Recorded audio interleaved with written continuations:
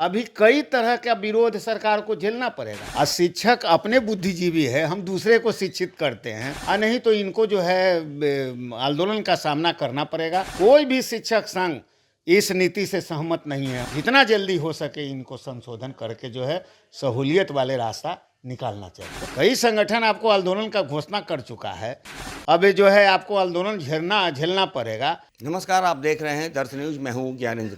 मैं बता दूं कि बिहार सरकार के शिक्षा विभाग लगभग पिछले 1.5 वर्षों से लगातार अपने नए नए आदेशों को लेकर सुर्खियों में है।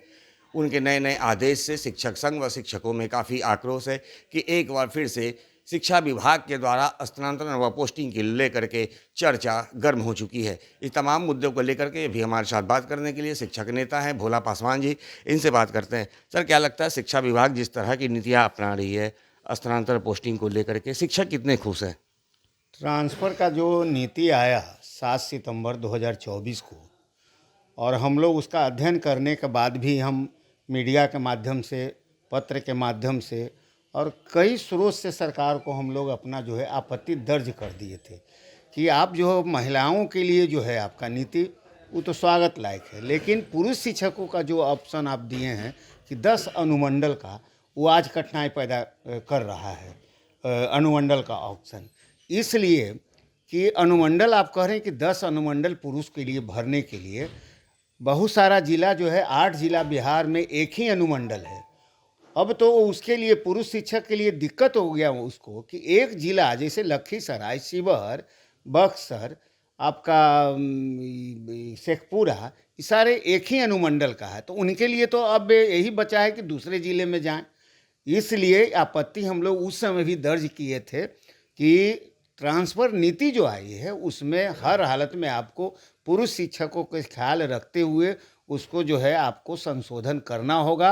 आपको फिर से उसमें दर्ज करना होगा कि पुरुष शिक्षक को उसी जिला में 10 प्रखंड, या जैसे महिला शिक्षक को आप 10 पंचायत ले रहे हैं, वैसा ही 10 पंचायत लेकर पुरुष शिक्षक का भी ट्रांसफ़र करना चाहिए। इसी पर आपत्ति है।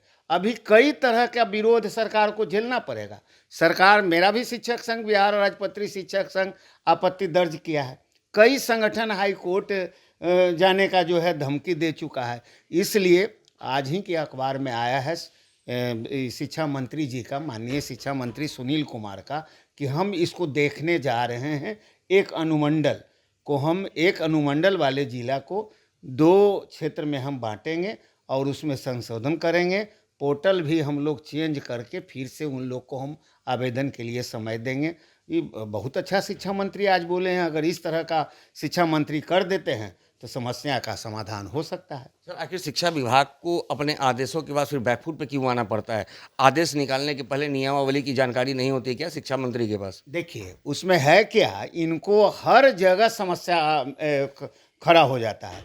आप शिक्षक प्रतिनिधि को अगर उस कमेटी में रखते और शिक्षक संघ का जो प्रतिनिधि है उसका अगर विचार लेते तो इस तरह का उनको दिक्कत का सामना करना नहीं पड़ता। हर बार ही फेल्यूर हो जाते हैं, हर बार जो है समस्या पैदा कर देते हैं और फिर पीछे हटते हैं। देखे होंगे आप पाठक के समय में, के पाठक जब थे, मेरा जिला कैडर है और जिला में पोस्टिंग नहीं करके हमको आप दे रहे हैं दूसरे जिला में, सुपौल, कटिहार, किशनगंज। हमारा जो है कैडर, शिक्षक का कैडर जो है वो मेरा जिला कैडर है। अब जो है शिक्षा विभाग सोचा है तो जो हमारे दूर दराज के शिक्षक हैं वो अब इस ट्रांसफ़र में जो है आ जाएंगे अपने होम जिला में, और मन मुताबिक उनको जो है 10 पंचायत का ऑप्शन दिया है महिला टीचर को, वो आ जाएंगे सब अपना घर में।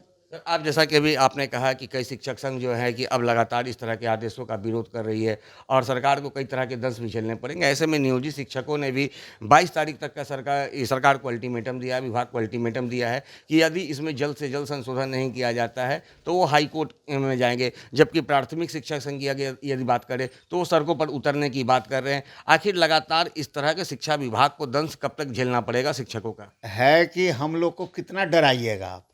शिक्षक अपने बुद्धिजीवी है, हम दूसरे को शिक्षित करते हैं। हमारे जो पदाधिकारी हैं उनको शिक्षक ही पढ़ा के जो है अभी अफसर बने हैं, तो हमको क्या आप दमन कीजिएगा। इसलिए हम लोग 22 तक, इसलिए हम लोग तमाम शिक्षक संघ दिया है कि 7 से लेकर 22 नवंबर तक आप जो है ट्रांसफ़र का आवेदन ले रहे हैं। अभी तक 36,000 आवेदन आ चुका है और 22 तक अगर संशोधन नहीं, हमको तो लगा शिक्षा मंत्री के बयान से कि बहुत जल्दी उसमें संशोधन करने जा रहे हैं, और नहीं तो इनको जो है आंदोलन का सामना करना पड़ेगा। कोई भी शिक्षक संघ इस नीति से सहमत नहीं है। हम लोग शुरू में ही इसमें आपत्ति जता चुके हैं, इसलिए जितना जल्दी हो सके इसमें संशोधन करके फिर से आवेदन ले और पुरुष शिक्षक को भी सहूलियत वाले स्कूल मिले ताकि उनको कठिनाई नहीं हो। और इस कठिनाई को देखते हुए मेरा भी शिक्षक संघ जो है बिहार राजपत्रित शिक्षक मांग करता है कि आप पुरुष शिक्षक पर जल्द से जल्द ध्यान देते हुए एक अनुमंडल वाले जिला में जो है उसको 10 पंचायत का या 10 प्रखंड का ऑप्शन लेकर जल्द से जल्द उसमें संशोधन करें। सर, एक आखिरी सवाल ये है कि जिस तरह से आपने कहा है कि 22 तारीख तक जो है कि आवेदन की तिथि दी गई है और सरकार ने कहा है कि जनवरी में लोगों को ज्वाइनिंग भी दे देंगे, ऐसे में ये प्रक्रिया फिर लंबा चली जाएगी। आवेदन की तिथि बढ़ती है, संशोधन किया जाता है, फिर ये प्रक्रिया आगे बढ़ेगी, तो ऐसे में क्या लगता है कि जनवरी तक लोगों की ज्वाइनिंग हो पाएगी उनके विद्यालयों में? थोड़ा समय बढ़ेगा, लेकिन अगर सरकार उसमें संशोधन करके अगर सहूलियत दे दे पुरुष शिक्षक को, जैसे आप महिला शिक्षक को दिए हैं, तब इनको जो है कठिनाई झेलना नहीं पड़ेगा।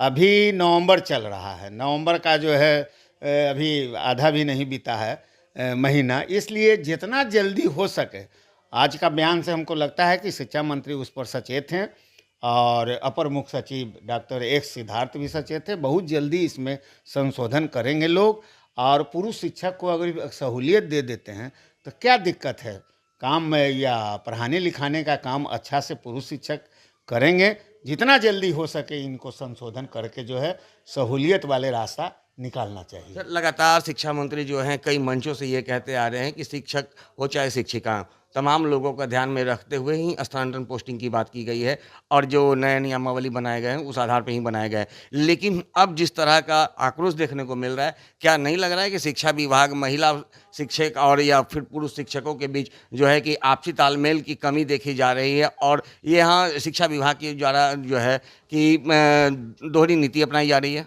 एकदम आप सही कहे, दोहरी नीति है, तब तो अभी तो अब सवाल आ रहा है। तो फिर किस आधार पे वो कह रहे थे कि लोगों का ध्यान में रखते हुए आधार पर आप अगर शिक्षा ट्रांसफर नीति लाए और उस पर आपत्ति दर्ज करवाते कि हम क्या संशोधन और इसमें करें, तो आपका ट्रांसफर नीति बहुत अच्छा बनता। आप शिक्षक प्रतिनिधियों से बात नहीं किए और ट्रांसफर का एक शिक्षा नीति ला दिए।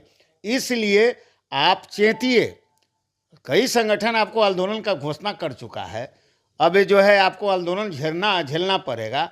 लोकतंत्र है, लोकतंत्र में आप जो है कोई भी नीति को आप थोप नहीं सकते हैं, इसलिए लोकतंत्र में लोकतांत्रिक तरीके से ही चलता है सब काम।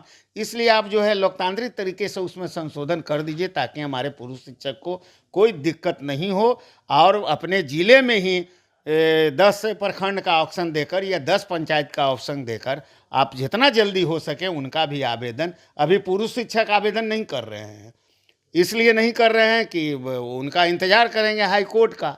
और इसमें महिला शिक्षक भी दहशत में आ गई है कि कहीं हाई कोर्ट हुआ तो हम भी उस पचड़ा में, हम भी जो है उसमें कठिनाई में पड़ जाएंगे। इसलिए सरकार को जल्द से जल्द इस पर कार्रवाई करना चाहिए।